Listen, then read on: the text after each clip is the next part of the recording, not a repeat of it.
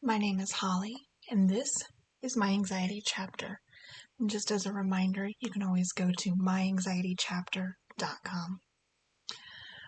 A week ago, I had my video consultation to get my medication and treat my anxiety. I spoke about this in a previous episode.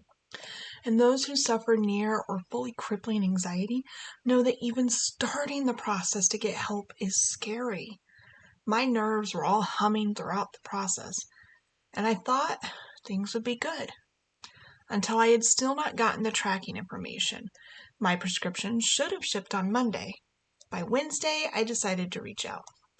They replied fairly quickly, and I was sent tracking, and this made me feel better for a second until I opened to track the package. It had just been delivered to a different state. But what freaked me out was the town it was delivered to is one that I lived in 15 years ago. What are the odds of that? Now, before you assume that maybe my phone auto-filled an old billing or shipping address, I don't even remember the billing number to the last place I lived there. I don't have any of the same bank accounts and credit cards that I had then. And I have lived in 5 houses since, in 2 different states. I searched through the tracking to see if USPS showed the package had been redirected. It had not. It led me to believe that it was addressed to an address in this town. I had started wondering if someone from this town somehow put in a forwarding address with USPS, but I am getting all other mail, and I haven't shared my address with anyone in the state I grew up in. The tracking showed it was delivered to a front porch. No picture, unfortunately. USPS really needs to join in with other carriers to take a picture of the delivery location. The last 2 addresses I had lived in that town were apartments with no porches. The trailer park I lived in prior to the apartments was 20 years ago. I was a minor. My thought was, if it had been delivered there, who knows who has my meds now? That place was not very nice. Per Google Maps, though, the trailer park no longer exists and has been torn down, streets renamed, new development built. That eased a tiny sliver of my anxiety. I contacted the customer service to RedBox RX again. They did reship to the right address, but would offer no explanation to the address change. I confirmed on my profile a dozen times that my address was correct. Even though once should have been enough, an anxious mind has to reconfirm again and again and again. I still do not know where that original pill bottle is. I hope someone just marked it return to sender.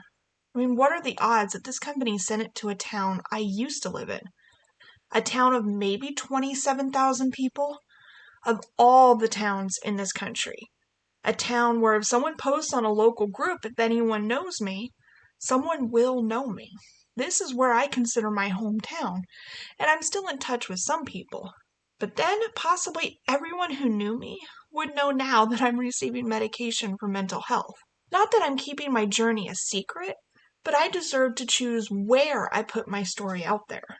And goodness, I wouldn't have shown up to my 20-year high school reunion and just announced, "Hey, I'm medicated because my mind is a puddle of chaos, and I'm afraid to leave my house sometimes."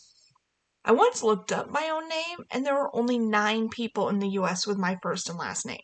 So the odds that RedBox RX had another person with my name, let alone in this town, are astronomically small.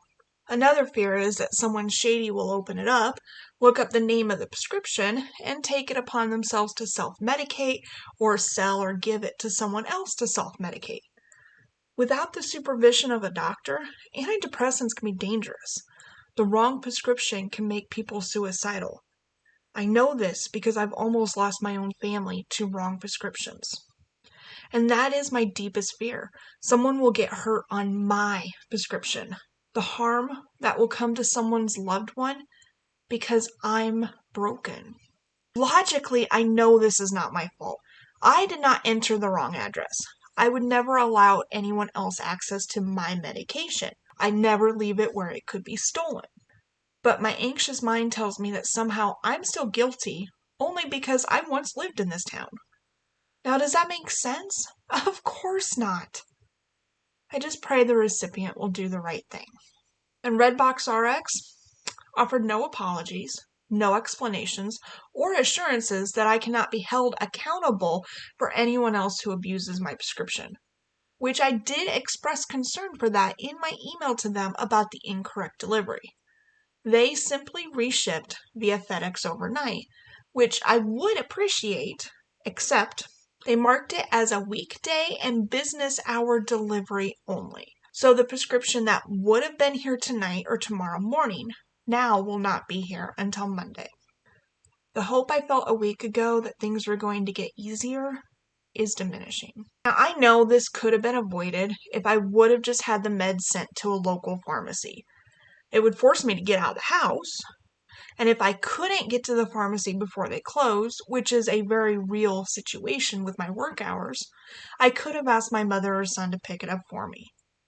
And I could be 5 days closer to mental stability if I had done so.